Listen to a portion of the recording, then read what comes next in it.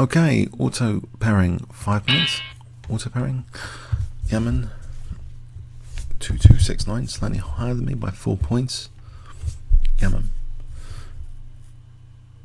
Okay, let's see. What's his first move? Oh, waiting. Let's have a quick check on his stats. He's been up to 2-3-4-1 on the 5 minute auto pairing at some point. That kind of Grand Prix attack system. Let's try and control d4 here. Maybe g5 or something.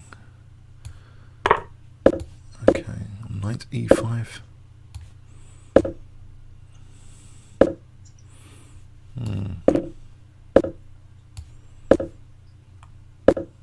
F5 now. I think there's knight d3 on knight d4. In any case, let's take like this. Give me the knight g4. Knight g4 looks quite good to get in, potentially. Oh, well, just knight g4 here. I can't see the problem with knight g4. I'm hitting the queen. He hasn't got any major checks. Oh, this is going to be a quick one. Not too meaty, I'm afraid. If he's just losing a piece like that. Draw? He's off for the draw, yeah. Oh dear, what a blunder that is. Knight takes d4.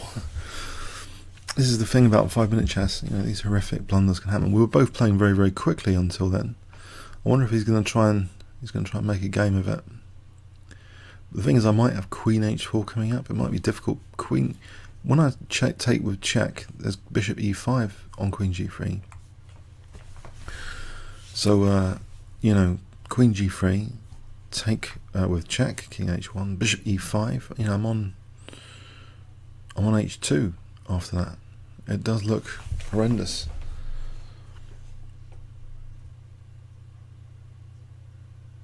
Yeah, that was mega quick game. I wonder if he's going to make me wait it out. Should we just go back in the game, just because he might make us wait anyway.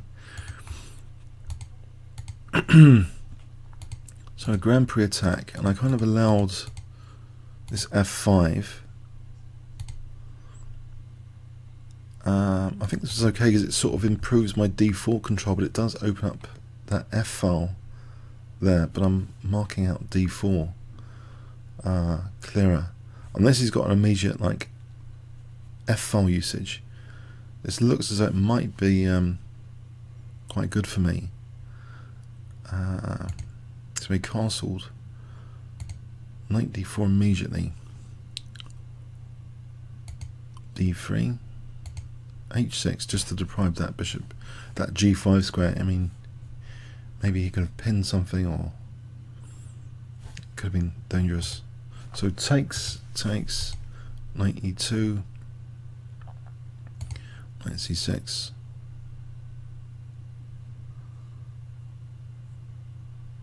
I think I'm okay here. If we have a look at this position.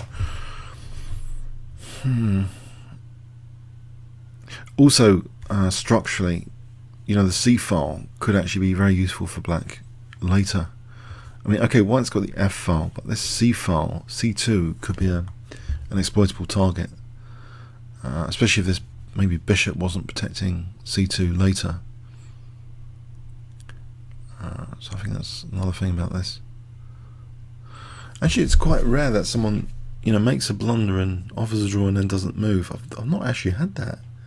I don't think I remember having that before. I think it's only happened, if it has happened before, a long time ago, maybe only a handful of games. It doesn't seem a very mature thing to do on a 5 minute, not to accept a blunder.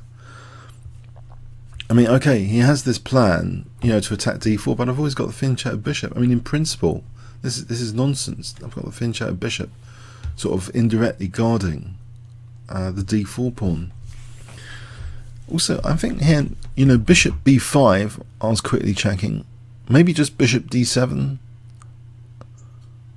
but then knight d4 might actually be on. No, takes, queen b6 check. So yeah, I think bishop b5, bishop d7. I mean, this bishop isn't that brilliant at the moment. And if it fianchettoed, I mean, what is it? What is it actually hitting? This is quite a solid wall for a fianchetto, so maybe I'd want to sort of try and play bishop d7 in the future and rook c8.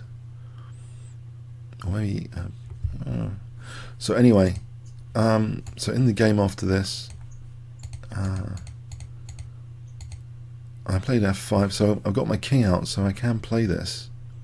And it looked like quite a good position already, because knight g4, queen doesn't seem right. Yeah. Okay, I hope you enjoyed that. You lost on time. Strange anyway. Comments or questions on YouTube. Thanks very much.